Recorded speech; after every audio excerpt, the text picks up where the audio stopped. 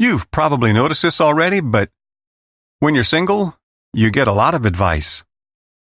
When you're single longer than people think you should be, you get even more advice from everybody, all the time. Hey, this is Todd. Welcome to the Thrive Singles Podcast. Whether you're single again or still single, stop hating being single and learn to thrive.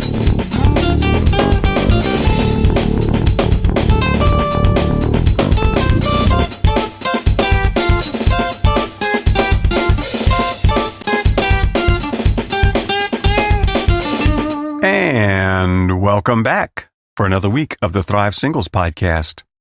I'm so glad you decided to spend a few minutes with me here today. By the way, I haven't mentioned this in a while, but if you have any questions or any topics you'd like for me to cover, you can always drop me a note at ask@thrivesingles.com. That email address is ask@thrivesingles.com. So when you're single, pretty much everybody has advice for you. You especially get a lot of advice from married people who have long since forgotten how hard it can be to be single. They assume that since they've graduated out of singleness and have achieved marriage, that now they're qualified to give you advice. Of course, the single people who think they have it all figured out also have a lot of advice for you. Since they've given up on ever getting married and have embraced their single lifestyle, they believe they can guide you to a similar place of disdain for and distrust of the opposite sex and acceptance of your inevitable, preferable, lifelong singleness. Of course, friends, siblings, aunts, uncles, and a plethora of bloggers and YouTubers all weigh in with widely varying advice as well. Even your ex might have advice for you on what you should do differently next time around. A lot of the advice you receive will probably be contradictory and will definitely vary in quality. So be careful who you take advice from. Not all sources are of equal value. Give more weight to advice from single people who are thriving and married people who were thriving while they were single and are now happily married. So in short, there's no end to the bad advice you'll receive when you're single. I covered some of the worst, including you're too picky and get right back on that horse in my blog post and podcast episode aptly titled Bad Advice for Singles. Also, check out Just Be Yourself. And there I tell you how that can be the best or worst advice people can give you. But there's still plenty more bad advice out there to cover, so here we go. 3 more pieces of advice people love to give single people. Okay, I only came across this in maybe the last 6 months, but apparently it's been around for quite a while. The advice goes like this: the best way to get over somebody is to get under somebody else. And I mean, I can think of a lot of reasons why this advice appeals to so many people, but none of the reasons are healthy. Some people want to make their exes jealous. Some want to show their ex that they've still got it. Others want to show their ex that they're over them.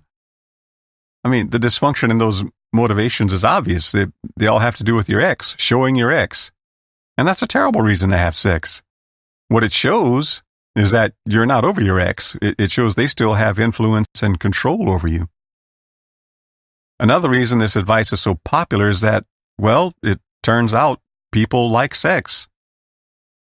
So anything that promotes having sex is bound to be popular. It's like when people got all excited when they heard about that study that said eating bacon and cheese and eggs might not be bad for you after all. You know, people love hearing good news about their bad habits and bad behaviors.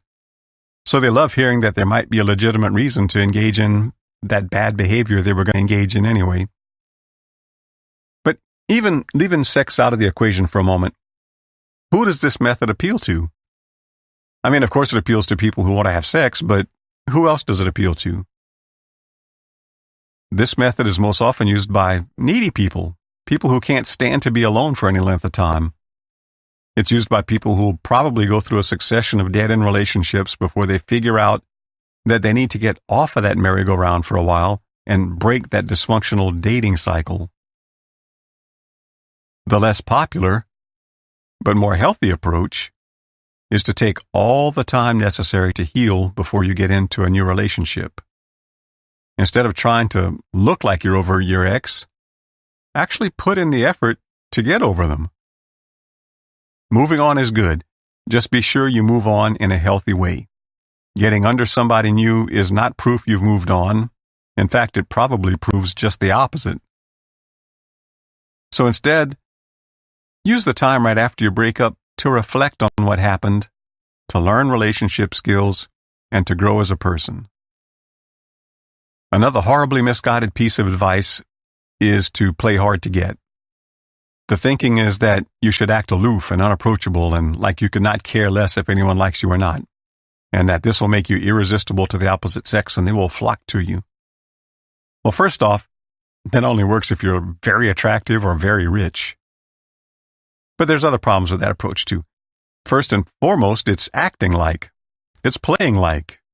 It's pretending you're hard to get.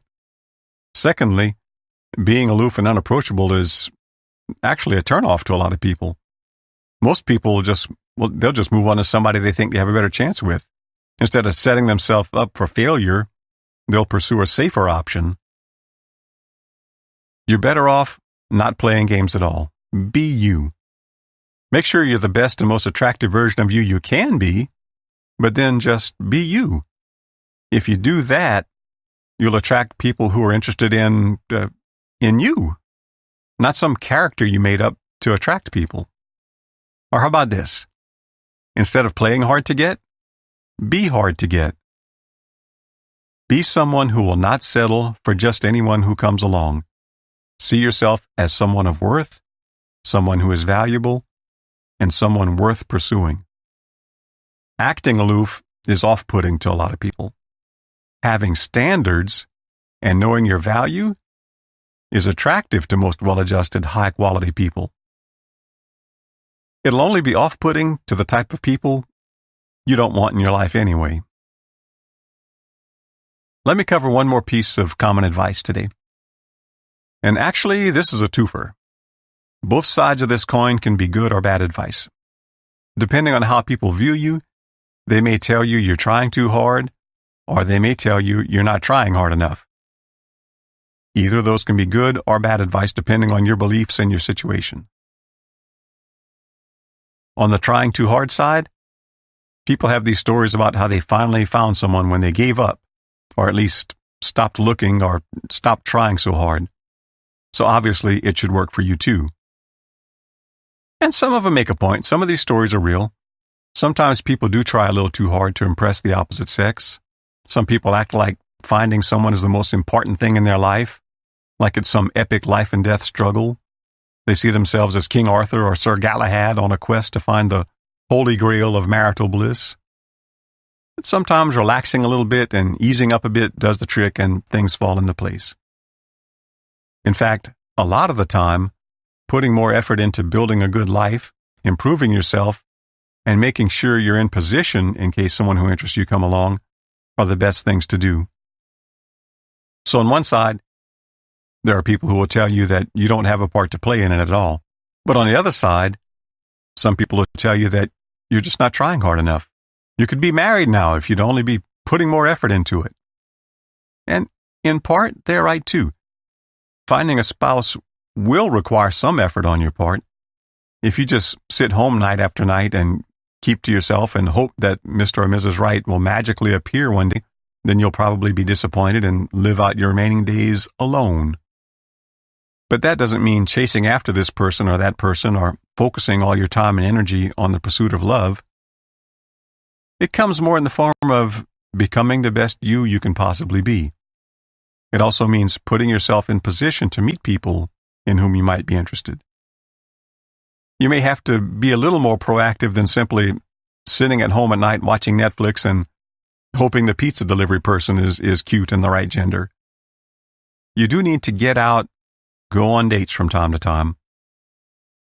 Either of those pieces of advice can be good or bad advice, depending on exactly what your situation is and what the person giving the advice means. Look at your life objectively. See if there's anything to what they're saying. And of course, consider the source. Because remember, not all advice is created equal. You have to consider the source. Were they happily single? Are they happily married? Does what they say line up with the advice you heard from other high-quality sources? Is it logical? Is it scriptural? So what about you?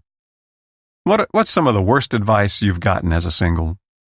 And what's some of the best? And how do you know whose advice to trust?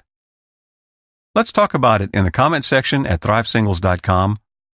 Or, if you have questions or comments you want to keep private, or topics you'd like to hear me talk about, remember you can always reach me at ask@thrivesingles.com. So till next time, be careful who you take advice from, and thrive on. I hope you enjoyed this week's podcast. See you next week. Till then, be sure to subscribe and go check out my extensive archive of past posts at thrivesingles.com. And thrive on. Whoa, thrive.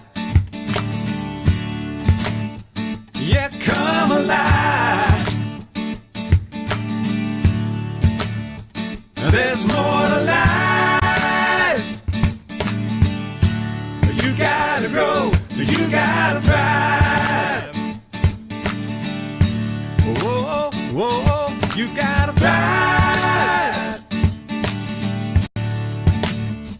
There's more to life